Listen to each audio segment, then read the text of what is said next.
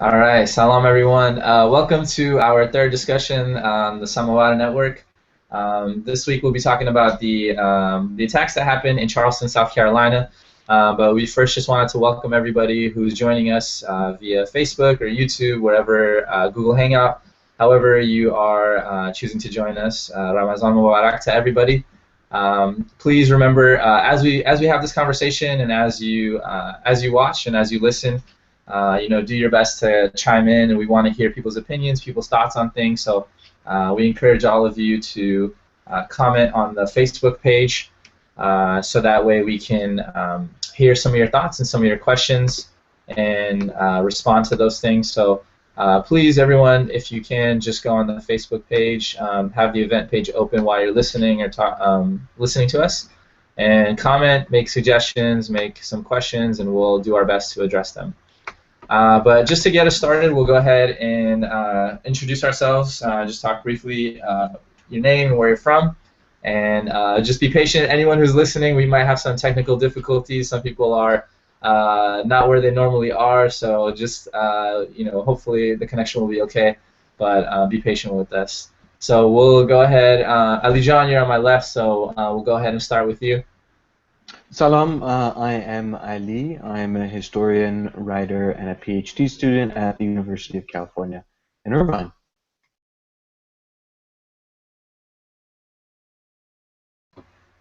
Arash John, go ahead. Salam, everybody. My name is Arash. I live in Washington, D.C., work in broadcast journalism, mostly cover Capitol Hill, U.S. Congress, but I've covered Occupy Wall Street, other social movements. Most recently, I covered the aftermath of the unrest, I would say, in West Baltimore. And I've also worked with an Iranian youth organization. I've been a counselor there, a staff member, and a member of their staff and PR team. Thank you, Arashan. We'll go to Daoud. How's it going, guys? My name is Daoud from Orange County. Myself and Ali co-host a podcast together every week where we talk about different social issues as well as what's going on in the nerd community. Elijah. Hi, my name is Eli Kamal. I'm from Fremont, and I'm a financial auditor. And Nura John. Nura, you're on mute, so get yourself off mute, and then we'll go. Thank you. My name is Nura. I grew up in the Midwest. I live down south in Durham, North Carolina. I'm a PhD student at Duke University. Cool. And we'll go to Saba. Salam, everybody. My name is Saba. I'm from Ohio. I went to law school in San Francisco, and I focus on criminal defense work. So, pleasure to be here. And Ramazan Mubarak to everyone. And we'll go to Lema. Hi, my name is Lema. I'm from Fremont, California. I currently work in Sacramento as a policy advocate for a civil rights and human rights organization. I am currently working on a racial profiling and use of force data collection bill that I hope to put into law that has to do very closely with the issues that we're going to discuss today. Awesome, and I think we just caught Reza. So Reza, if you want to just briefly introduce yourself. Salam, everybody. I live in Southern California. I'm currently an instructor at Kaplan, and I've done some community organizing work in the past, both sort of in Colorado and in Southern California. Cool. And again, my name is Omar. I'm from Fremont, but I work at UC Santa Cruz. Coordinator for residential education, so I work with students that live on campus there.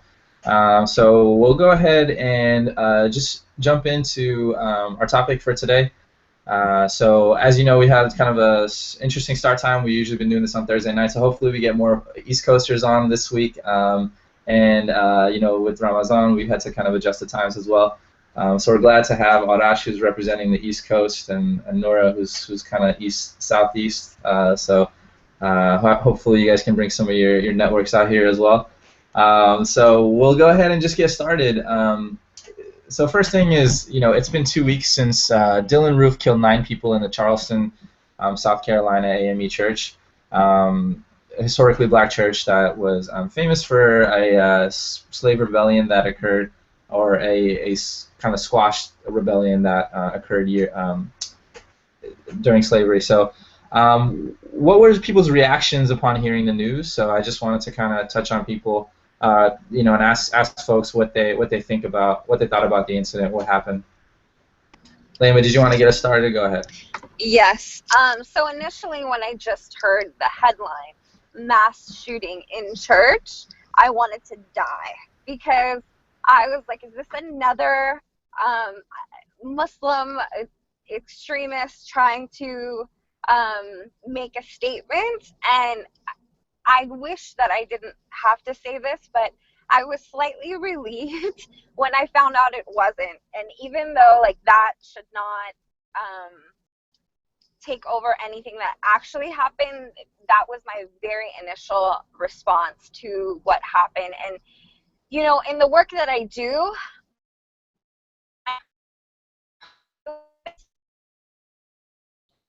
very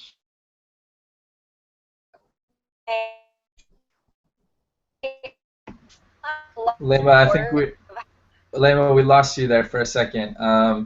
Let's go see someone else, and then we'll get back to you when you get a better connection.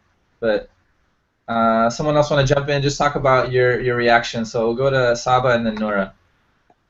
When I heard about the incident, I was horrified. The one place outside of your home that you should feel safest in is your place of worship, and to think that something like this could happen, in a place of worship, it terrifies me.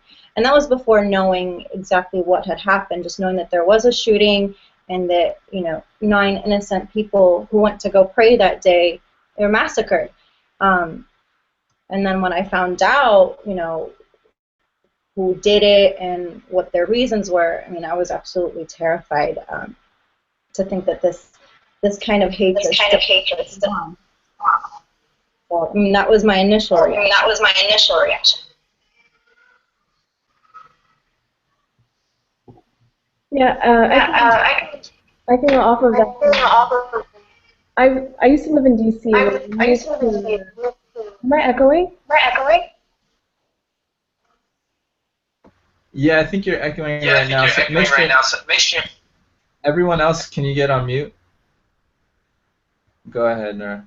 So I used to live in DC, and when I moved, Durham is 4 hours south of DC. So people say it's not really the South, but when I moved here, and for folks who haven't lived in the South, even as north in the southern regions, you really feel the history of violence that exists in terms of how whites have acted towards African Americans. And when this happened, this has sort of happened in a series of events that have happened in North Carolina in the South of aggression towards African Americans this year. But this has definitely been the worst of it, right? So it was just sort of what's the line? And this, Sabah John said and Neymar said, this sort of crossed the line in terms of even a house of worship, right? And the AME Church is sort of historically known for bringing together people. So you're going to one of the most peaceful and loving communities in Charleston doing this, it brings back memories. So for people who have lived in the South and lived here, it sort of rehashes old wounds and pains. It wasn't something surprising in the sense that this has always been happening here, but the fact that it happened now, 2015, with a new generation, it brings back a lot of pain and scars that communities here have felt. And seeing that and talking to people here, you really, I think, get a deeper understanding of how far this history goes with the communities here. And Arashan, I think you're gonna chime in. Yeah, my first reaction was, so there seems to be all this recent focus in the past few months, well, basically since August of 2014, on how police brutality kind of is this tool that's used against communities of color, but especially Black communities. So this anti-Black racism is what it showed to me is that it's not just one. Police brutality is just one facet of that. It's just one tool of that. White supremacy works in many different ways. It works through economic oppression of communities, but it also works through the police, and it also works through hate groups who are, through gun control or lack of gun control, I would say, are allowed to commit crimes like this. Secondly, it also showed me that, on the I work in the media, so I have experience of how narratives are made and created and how things are portrayed. So, we are looking at the Middle East, we're looking at Iraq and Syria, and we're like, oh, how these people are so how can ISIS do these incredibly deprived things to people who are pretty much look like themselves, and then we see here at home that somebody can just walk into a church, sit there for an hour, pretend to be a member of that community in a place of worship, and do that. So to me, it showed that hate is not just that it doesn't happen in the Middle East. That's everywhere. It doesn't belong to just the Islamic community and around the world. It's everywhere. I mean, it happened in Norway, and it's happened in Charleston, and it happens in Iraq. So that's what it showed to me.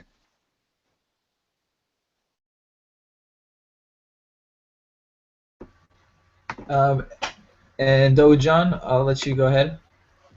Yeah, when I first heard about it, as sad as it is, the first thing that came into my head was, again, we're really dealing with another mass shooting. Because how many mass shootings have we dealt with in the past few years? It feels like I'm seeing more in the past 3-4 years of mass shootings than I've ever seen in my life, at least here in the United States. So it kind of just got me thinking, really, we're doing this again. Yeah, I also was thinking about just in history, right? We've learned so much about how these churches were attacked and were burned, and there's this really long history and legacy of these types of attacks on black churches and in the black community in particular.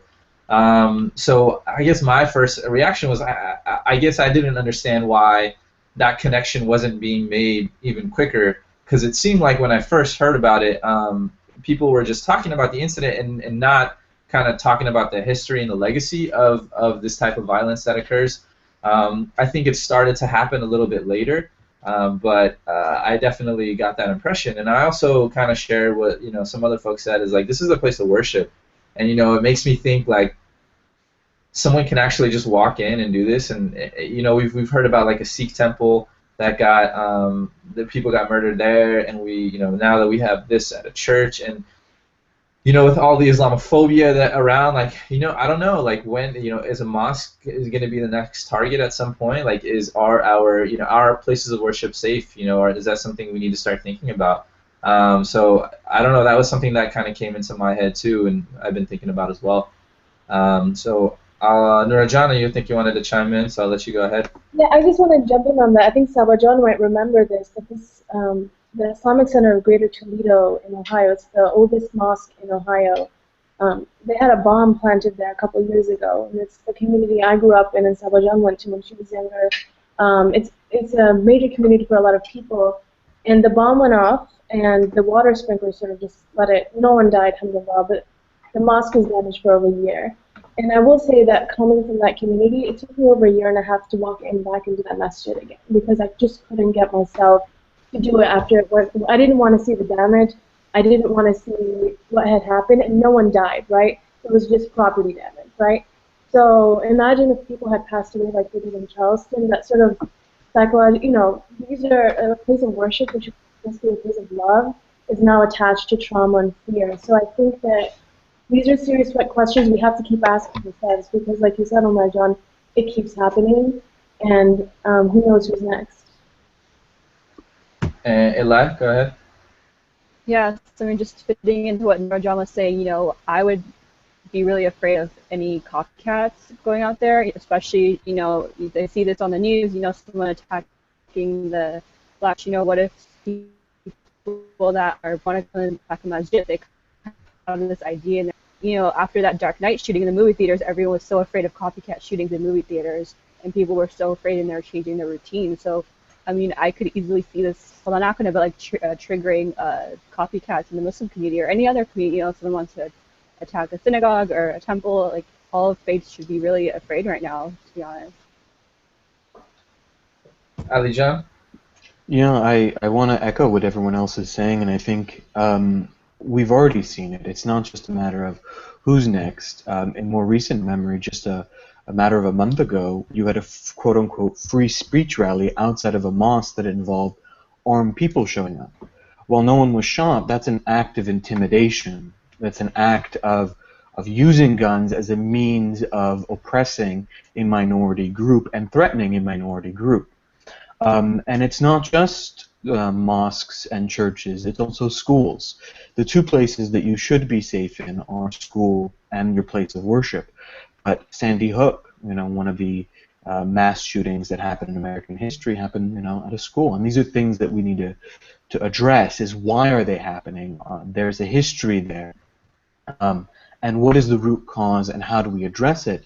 Because what we saw happen in Charleston is not an isolated case, and it certainly isn't going to be the end. It's not an aberration. This has become normative. We're watching the news and we see this happening time and time again, and we need to start asking why. So let's actually dig into that a little bit and just and ask that question. That this was kind of the second question that we have for our discussion was, why did this happen? As Ali John just said, why did this happen? Do you think it's an isolated incident? What are those root causes that we need to look at in terms of how we address this? So let's take some time to talk about that. Why did this happen? Reza?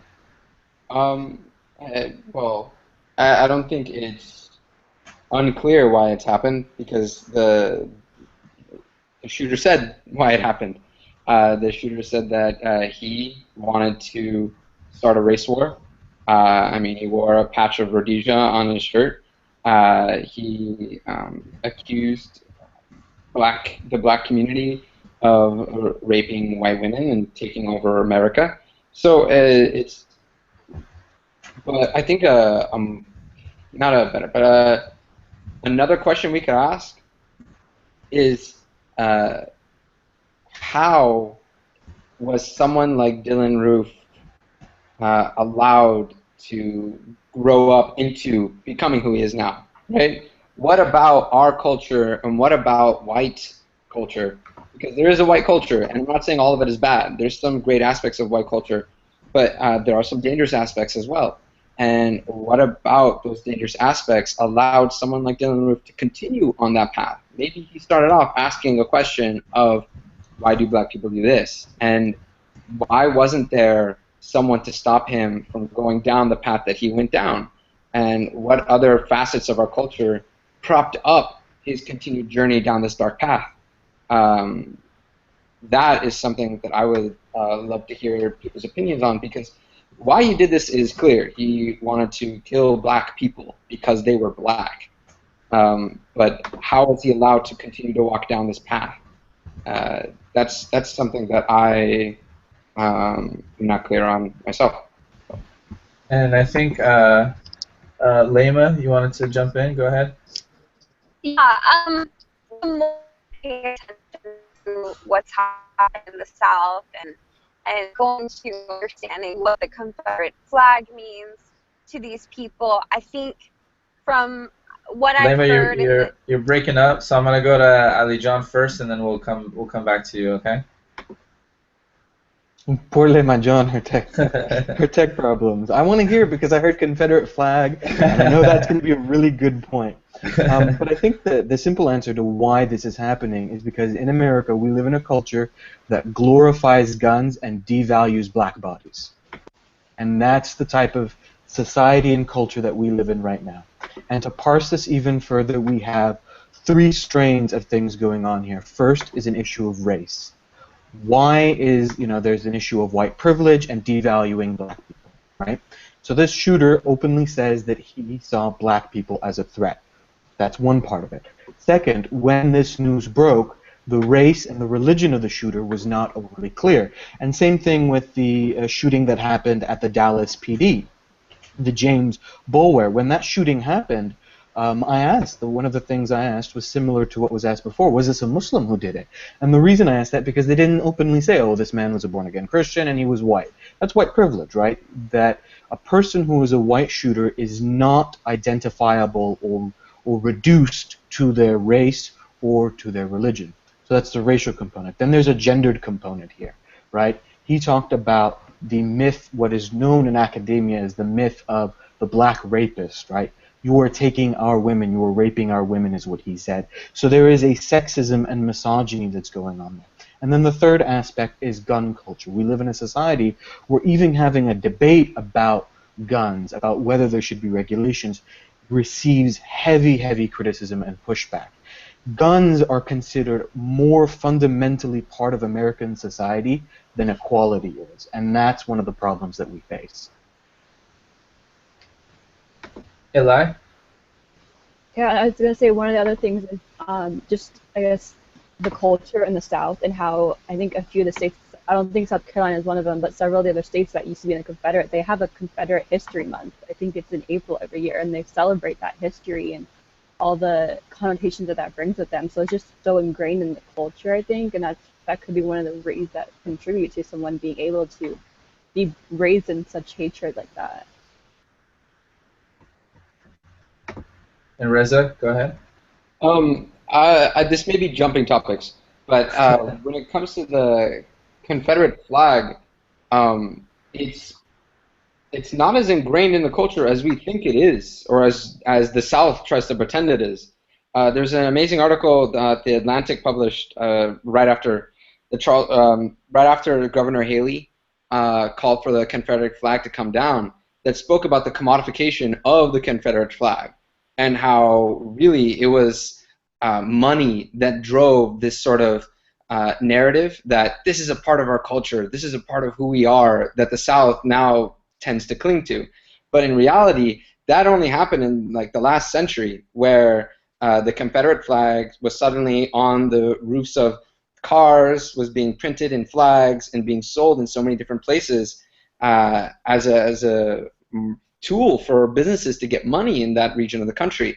And so I think that if we sometimes it's not useful to combat long narratives like these with facts, because those facts are not heard by other people. But I think we can combat it at the level of utility. How useful is the Confederate flag for the South nowadays? And I don't see it being that useful, and I don't see any good argument from the South for how useful that flag is. And so yeah, I mean, this notion that the South has and that we outside of the South may have, that the Confederate flag is a real part of their culture, it doesn't bear out in history, and it also doesn't bear out in its usefulness for them. And I think, Nura, you were going to say something. Go ahead. Yeah, I mean, there is it's interesting because you do see it here a lot, and there's certain gas stations. Once you leave capital areas, you notice it a lot. And the emotional impact I think it has on people is forgotten in sort of common discourse. People are debating, oh, well, it's part of Southern history, but honestly, like, if you're not white and you roll into a gas station, when I see a huge Confederate flag, I'm like, I'm going to the next gas station. I refuse to stop, because I'm not part of that history, but for me, it even evokes a certain level of fear. And when Ali John was talking about sort of the gender part of what happened, what the killer was saying, oh, black men have raped women and things, there's a story here that a generation of men, I think in their 40s, my professors were telling me, when they were growing up, they were saying, never look a white woman in the eye. Like, you may be the next Emmett Till. And Emmett Till was this teenage boy that was from Chicago and visited his family in the South and got brutally killed because he either hit on or flirted with a white woman. I'm forgetting the facts. But the point is that this generation of black men in the South have been told from a young age, like, you need to watch how you look at white women, because there is this perception of them that white Southerners had, that they treat women a certain way. And so people are telling their children, like, don't look certain people in the eye, otherwise you will be attacked for looking at someone because of the color of your skin. And so that sort of reality, it's really scary to see that, Dylan Roof picked that up and is advocating that right now, too, in a new generation. And Ali John, go ahead. I think Nuda John brings up a fantastic point, and she's right. There's that history of gendered violence that intersects with race. To pick up on what Reza said, I don't think in any way, shape, or form, Reza, the Confederate flag is jumping topics. I think it's emblematic of exactly what we're talking about. And you're absolutely right. The history of it is so bizarre, and people don't know it. First of all, it's not even the Confederate flag. The Confederate flag has all these multiple manifestations, but they talk about it as the sign of the Confederacy. It's not. It's the sign. It's a battle flag. Furthermore, it wasn't adopted until the late 1900s. I think it was 1960s. Don't quote me on that. I'm not an American historian. I'm a historian of the Middle East. But what's fascinating is that in this conversation about the flag and the glorification of the flag and the glorification of the Confederacy, and there's this talk of, well, it's part of our cultural heritage, and I'm led to ask, what exactly are you upholding? A failed insurrection based on race slavery. And that goes right back to my point that in this country, and especially in the South, there's a glorification of guns and a devaluing of black lives. That's what that Confederate flag means. And so when people insist over and over again that it's part of our heritage, what they're saying is that they want to uphold that part of their heritage where a rebellion happened, a failed rebellion against the United States of America, a treasonous rebellion happened, and all based on the fact that they wanted to continue the economic, exploitative system of racial slavery. I think that's very emblematic. So that flag isn't a misnomer, it's not a misdirection. I think it's very much comes to the point of the problem within the society and culture itself and where our values are. And there's a question on Facebook, Iman John put asking, what does this incident say about the continued conversation about being a progressive post-racial society when the rhetoric around how this incident was portrayed in the media was incredibly racialized? So this was a comment that was on Facebook. So does anyone want to take a stab at that particular question in terms of how the media was portraying this particular issue? Go ahead, though, John.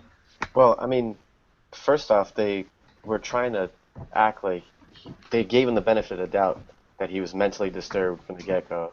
They tried to say that it was more faith-based, at least on Fox News, that it was an attack on Christianity, even though he clearly said, "I want to kill black people," while he was shooting black people at a historically black church.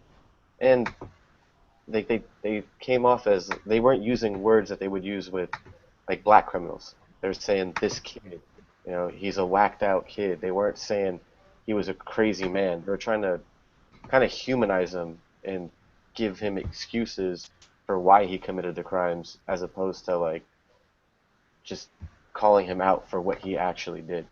At least that's what I saw out of it. And I also let me get some folks on mute first.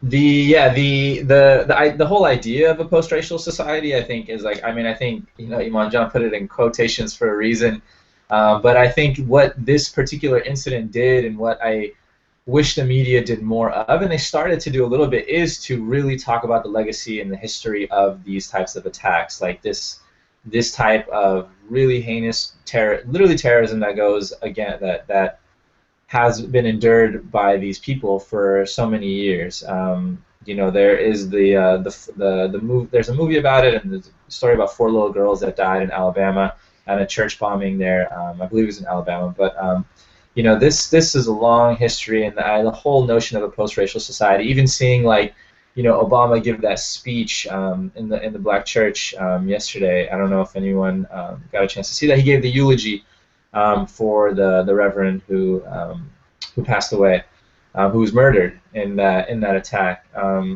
And you can just kind of see, the cheers, and whenever he spoke about the Confederate flag, the entire 5,000 people in the audience stood up and cheered, and it's real that racism is alive and real today. And I think that I would have hoped the media did a better job of portraying that, and we'll see kind of where that conversation goes along. Arashan, I think you were gonna add something. Am I correct? Or? Am I correct? Yeah. My main point with the media portrayal is that one of its main failings, and this goes back to August. First of all, the media was completely absent from any kind of debate on whether it's like police brutality, because it's been going on forever, or any other kind of violence against black communities. It's failed kind of. It keeps covering these individual cases, whether it's in West Baltimore, or whether it's in Ferguson, or whether it's now in Charleston. They keep covering these single issues. What it kind of it's really struggling at trying to bring this all together to give some like historical context that like violence against black communities is multifaceted and happens in many ways, and it's been happening. Now finally kind of like the New York Times did this entire piece about absent, how the black male is so absent in black communities because they've been just thrown in jail for whether it's like minor offenses. They've basically criminalized being a black male. So finally they're coming around to do that, but it's failing to portray all these different incidents, which seem isolated, but they're definitely not, right? Like just like the Arab Spring, the things that are happening in Ferguson are inspiring to people in Baltimore. And finally, slowly, it's coming around, but it has a lot of work to do. Even in Ferguson, they were failing. They were just focusing on this small town in Ferguson, but this whole system of arresting and pulling over people of color, or just people in the black communities, ticketing them, and then them failing to be able to pay their tickets, and then they get thrown in jail for minor traffic offenses. So this was a cycle, and it took them months and months to like publicize this story. And they also failed to publicize the fact that it wasn't just happening in Ferguson. It was happening in every municipality in St. Louis, in all these different neighborhoods, and every town and every city across the United States. So that's also another media portrayal. We talk about the double standards of how they covered this Roof kid, and then how they covered Michael Brown. But there's more media failings happening that we're not necessarily paying attention to. And to go on to the next question is just kind of talking about the word terrorism and what that means and what has that meant to us, and just kind of like, is this considered a terrorist attack? Is it important that we even consider it one? So I just wanted to kind of touch on the use of that word and what that means, and I think that a lot of people were talking about that right after this happened. So I'll let Elijah go ahead and start us off with that. Yeah, I mean, even just setting the word terrorist attack aside, just the fact that it was a hate crime, I think South Carolina is one of the only a few states in the country that they don't have hate crime laws. So that to me was baffling, because I had no idea that was the case until I read an article about it a couple of days ago. But I mean, he literally can't be charged as a hate crime since it doesn't exist in his state. I don't know, Sava, you're the lawyer, if there's some federal jurisdiction there, but that to me, that the fact that they can't even go after him with that, just because it's just such a symbolic gesture to show and label it as a hate crime, I feel like it just has that much more effect for the country in showing that this is a hate crime. It's not just a random shooting or a murder. It was directed specifically against this race of people.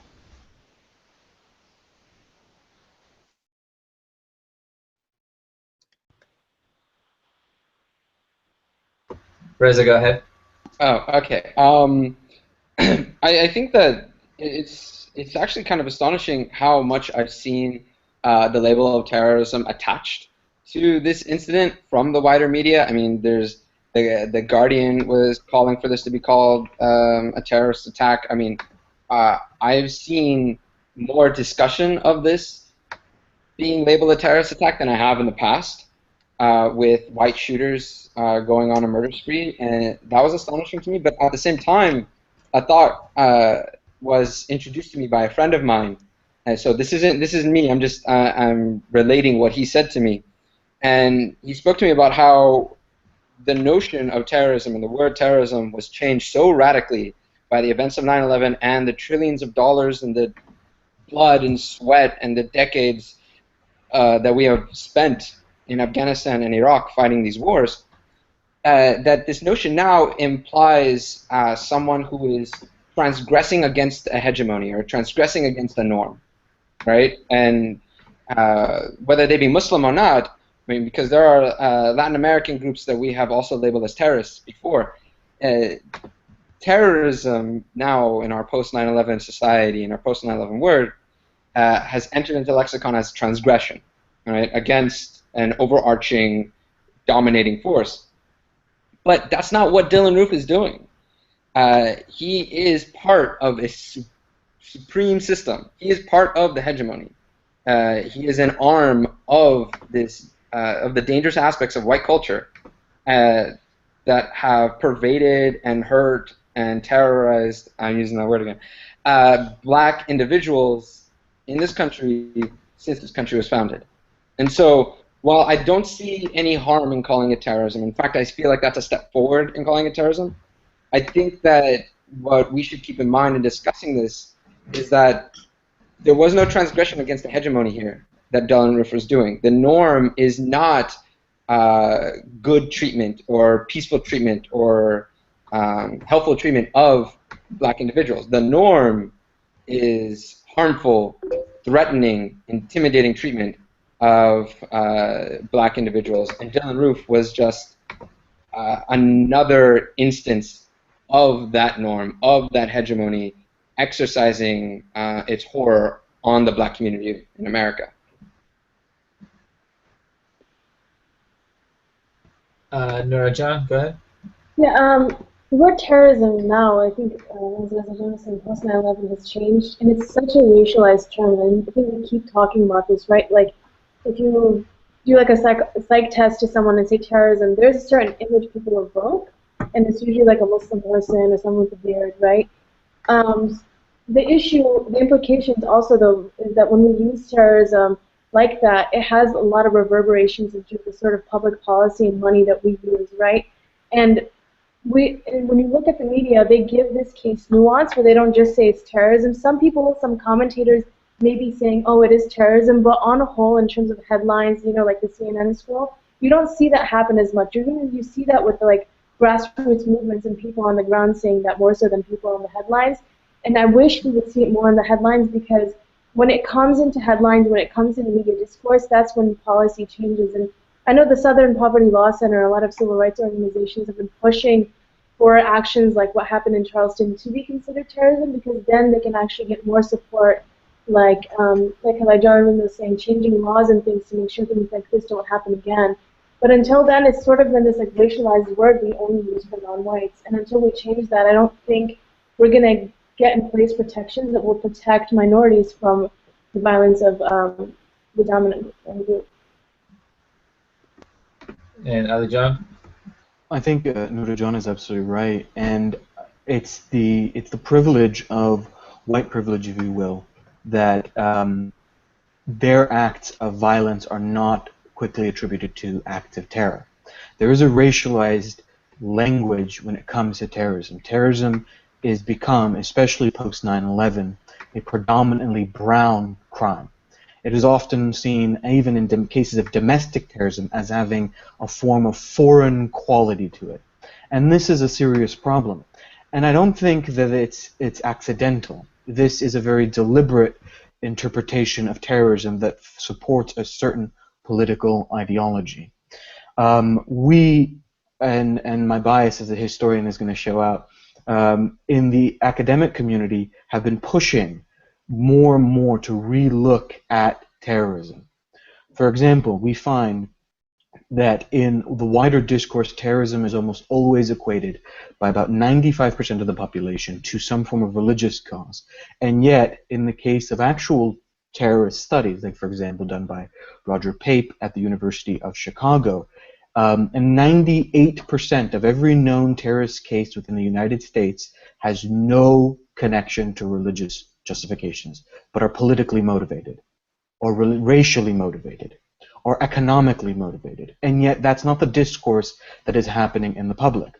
And that's something that we need to ask why. Why is that not happening? In academia, we are pushing against this, but it's not penetrating into the wider society. We are not talking about, while certain commentators are saying, oh yeah, this was a terrorist act, it is not a predominant narrative that when a white person walks into a church and kills black people, that that person was a terrorist.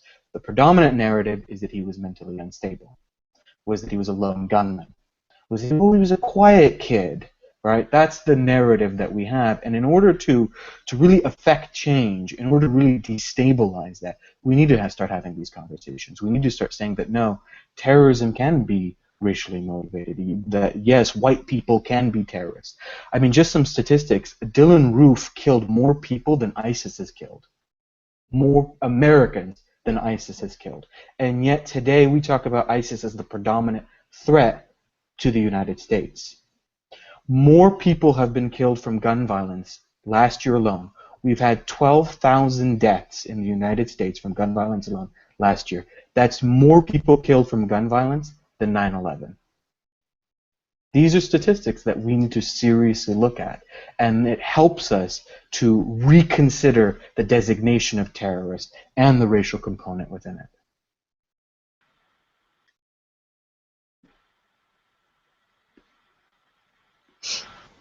Sabajan, go ahead. So should this be classified as terrorism? Absolutely.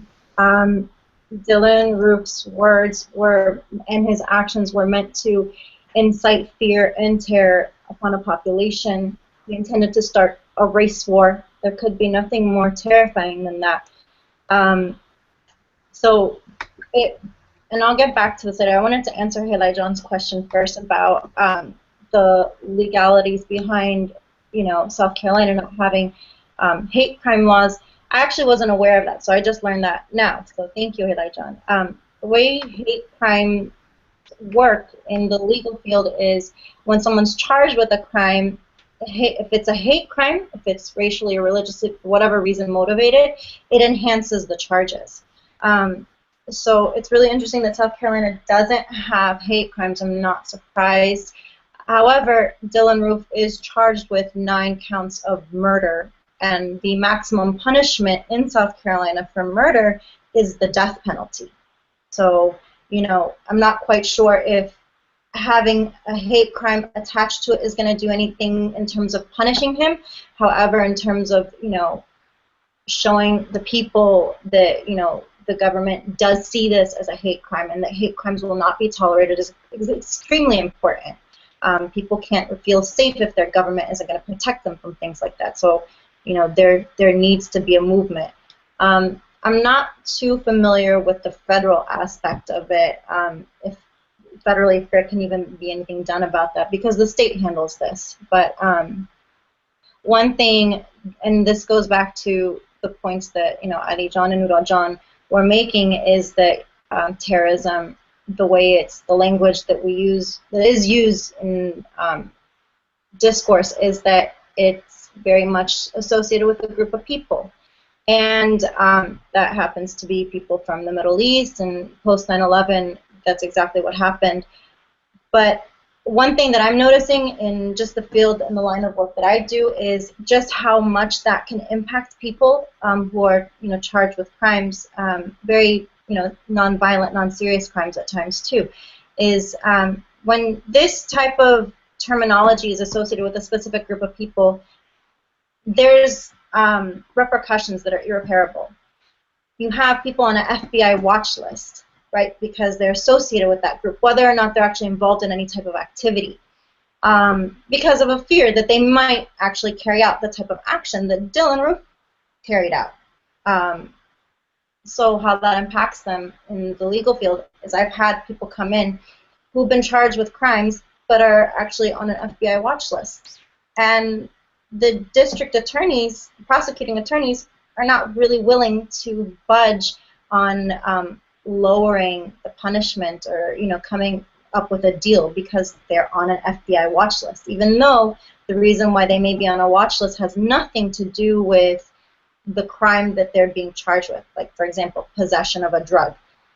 that is enough for them not to want to make any kind of negotiation. It might be the reason why they push somebody into trial and subject them to something much more harsher, much more stricter than what they should be getting. And so I just wanted to throw that out there, as well as when we have the word terrorism attributed to a particular group of people, it has very, very, very significant impacts, in their life in different areas, and just this is just one area where I've seen it have an impact, and it's horrible. It should not be attributed to one particular group of people, and that is going to require a serious movement for us to call out situations like this, where it is very clear that it is an act of terrorism. John, I'll let you answer, and then I'm gonna pose another question. Okay. Go ahead. Sure, thanks, and thanks, Saba, for getting back to me on that.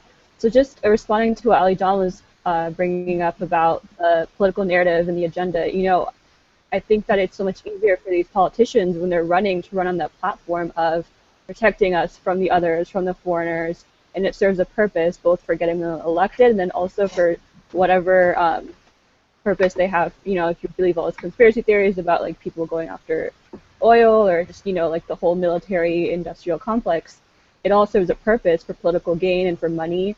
No one's going to run on a platform and talk about, protecting Americans from Americans themselves, from homegrown terrorists, or from, basically white people that you can't really identify them. It's so much easier to identify a group of Muslims or a group of black people, but like when you're trying to point to these disturbed white people, like how would you ever put them together in a group to classify them? It makes it so much harder, and it would just basically have to turn everything upside down, and no one's willing to step up and do that.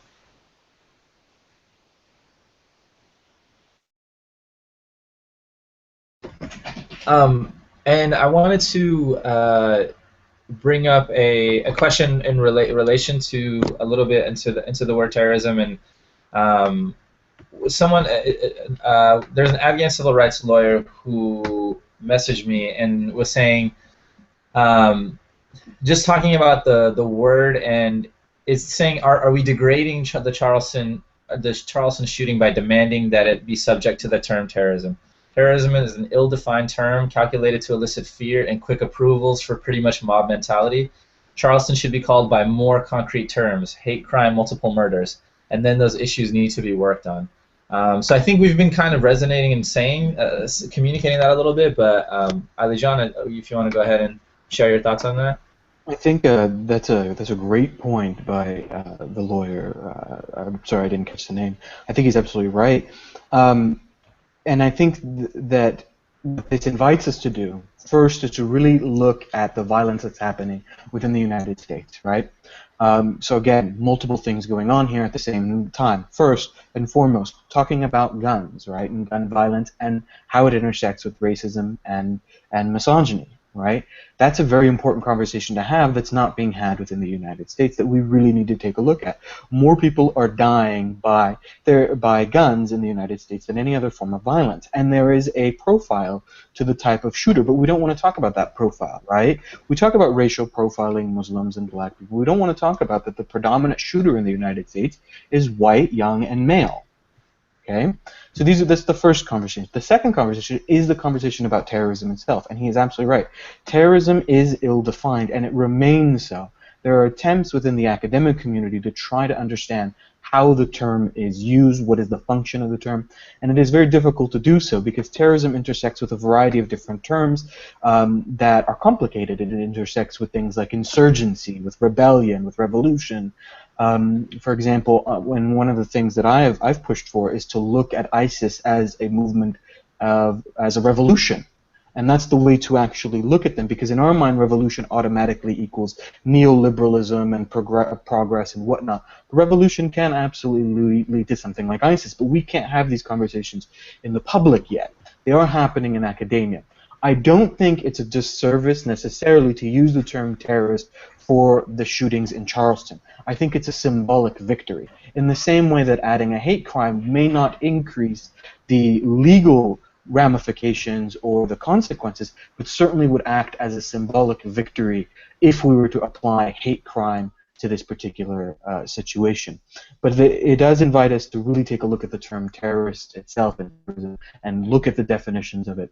But more importantly, ask how it's being used, not just the way it's being defined, but how it's being used. And I think that's a really important conversation to have.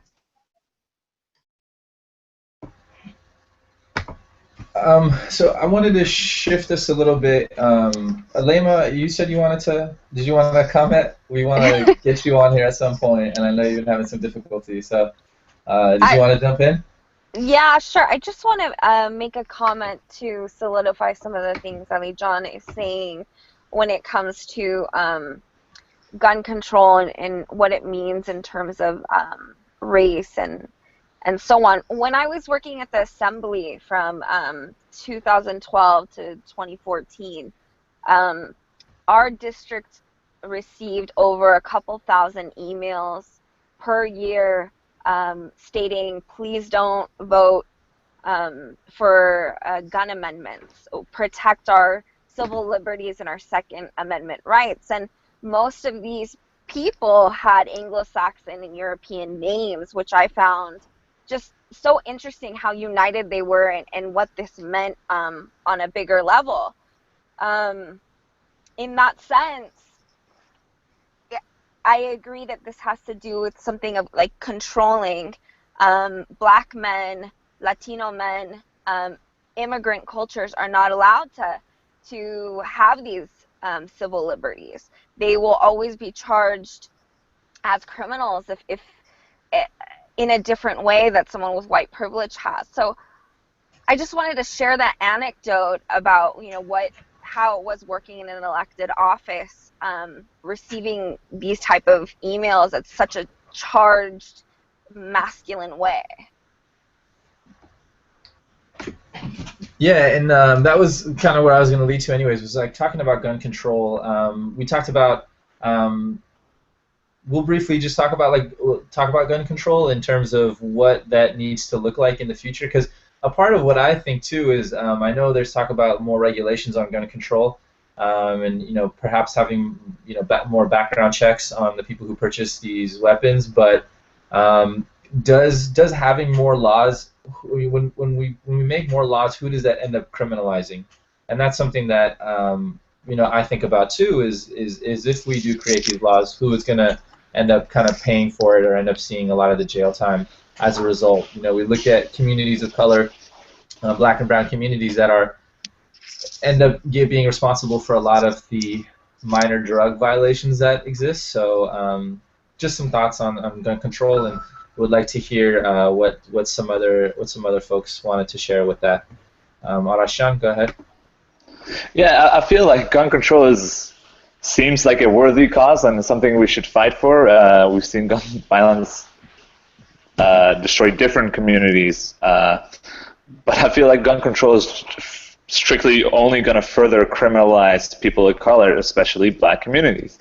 They're just going to, in my eyes, I feel it's like another excuse to use a set of laws that will further criminalize black community. They're going to continue to put majority black males into jail using these new gun laws. That's what I hear when I hear gun control. And I also don't think further gun control in this country is an achievable goal if we want to look at this realistically.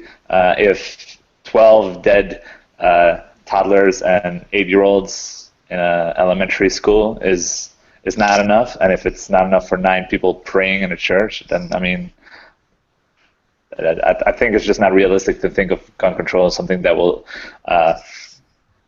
be something that is going to set the goals that we set forth, which is to prevent these mass shootings. Elijah, go ahead.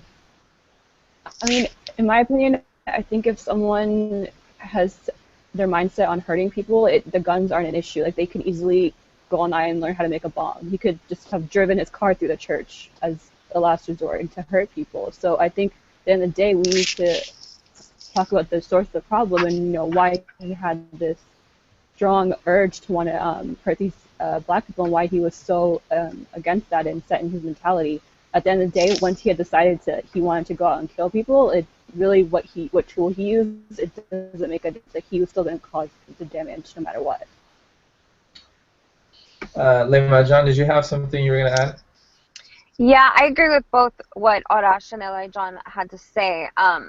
I go back and forth with the idea of gun control and not allowing citizens to have it or having stricter regulations, just because then that would mean that the source of all weaponry would be in the hands of our local law enforcement, state police, and then our federal SWAT teams and military. And that makes me nervous that if we,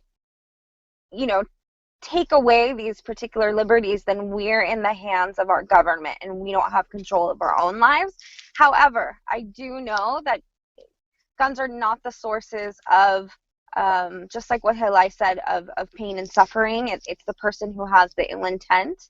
But I tend to go back and forth about like what the real solution can be. Obviously, regulations would help.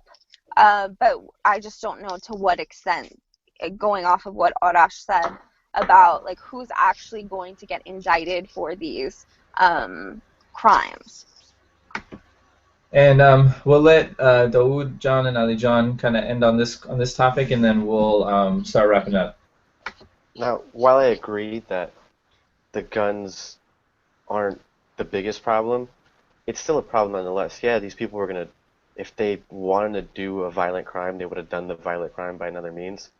But we're giving them a tool to commit the violent crime. Like, guns don't really serve a purpose besides ending something.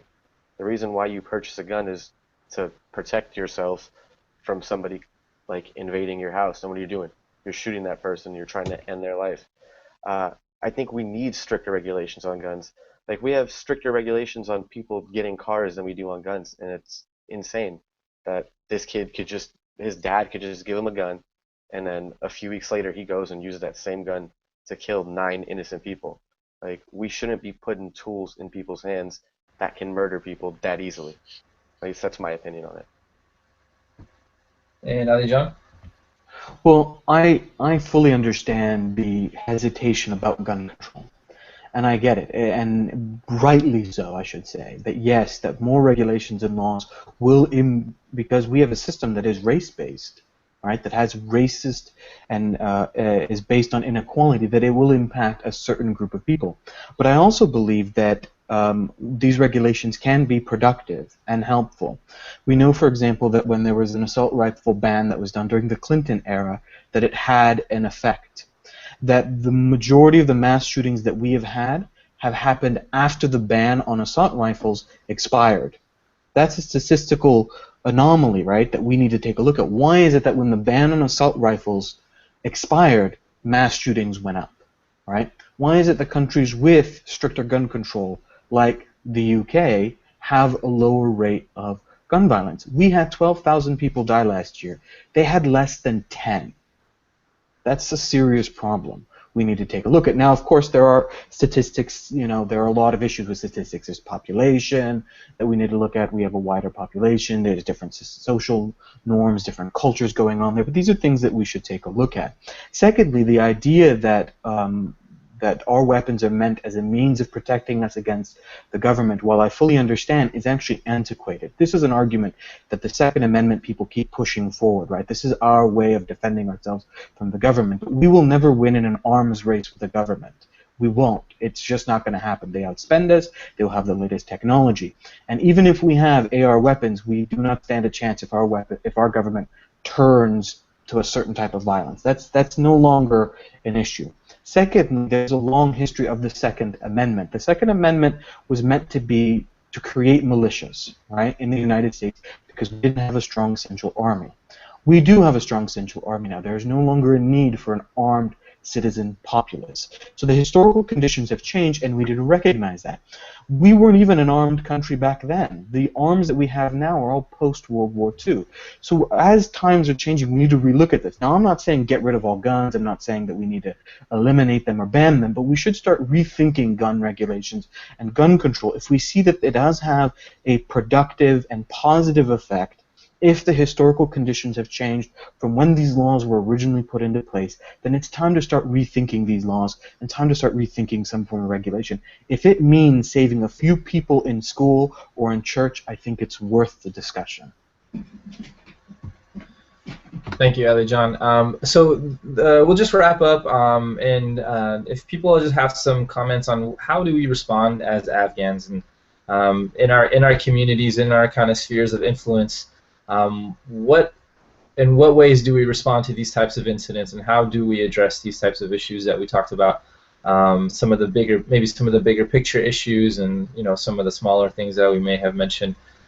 So, just want to give everyone the opportunity. Not everyone has to answer, but just if you'd like to share what you think we can do as a community, and I'll go ahead and let Arashan start us off. I think as people of color, we have an obligation. Silence is absolute complicity, because we were talking about the word terrorism earlier, and many innocent Muslims have been caught up in this web of entrapment. Just to put out one example of how Muslims are terrorized in this country. Many Muslims, innocent Muslims, have been entrapped by the FBI since 9/11. I mean, there's just an article that came out on The Intercept, and I'll post it in this group later, about how basically these innocent Muslims have been thrown in jail basically for nothing by the FBI because of the laws, the federal terrorism laws that are in place. So if we ourselves are targeted and are basically up for grabs by the FBI and the federal government, for us to not speak out, for us not to educate our parents, but mostly people that are our age and younger, we have an obligation to also give context, right? I talked earlier a little bit about how the media fails to connect all these dots. If we do not do that for our family members, our friends, if we just sit there silently, let people get away with making certain comments and using coded words in regards to certain incidents, we are complicit in the violence and the terrorism against black communities in the United States. I think for our community, I think thinking about all the different topics and points that we brought up, we brought up that there's a long history of this type of violence that occurs to the black community, and I think we need to really look at that history and what that is and learn that and embrace that, and I think it'll help us in our attempts to become allies, kind of like what Arashan was saying, and helping with other communities of color. And working with them. If we don't understand their history and their struggle, I think we won't be effective in our attempts to work together with them. Analyzing what type of this was an anti-black racist crime and murder, and so we need to look at how that plays out in our community. And I know we've done that in previous conversations, but we need to continue to do that. Because Dylan Roof at some point was probably making racist jokes, saying certain things, and we have to look at what we surround ourselves with, what we hear, what we see, and step in when we do hear those things. In terms of gender, look at what the role of gender and how he felt like he had to protect women, and he had this notion that I'm protecting women, and and because of that I can go ahead and start murdering these people, and using that as justification for his actions. And not necessarily everyone's going to be going to the level of action of murder, but people do take action in the name of gender and this kind of sexism that exists. So we need to kind of check that as well. And then lastly, and on the topic of gun control, I do think we need to make sure that our voice and our opinion is heard on that issue. And some of us may live in states or places where gun control laws are pretty strict, but it still means we still need to be present in those conversations. Still need to make sure our opinions and voices are heard, whether that's through voting, attending town hall discussions. You know, in some way we need to get involved in those conversations, whether it's gun control or whatever it may be, looking into those things. So those are kind of my thoughts on that and how we can respond as a community. Now, I know I spoke a lot, so I'll give some other folks a chance if they want to wrap us up.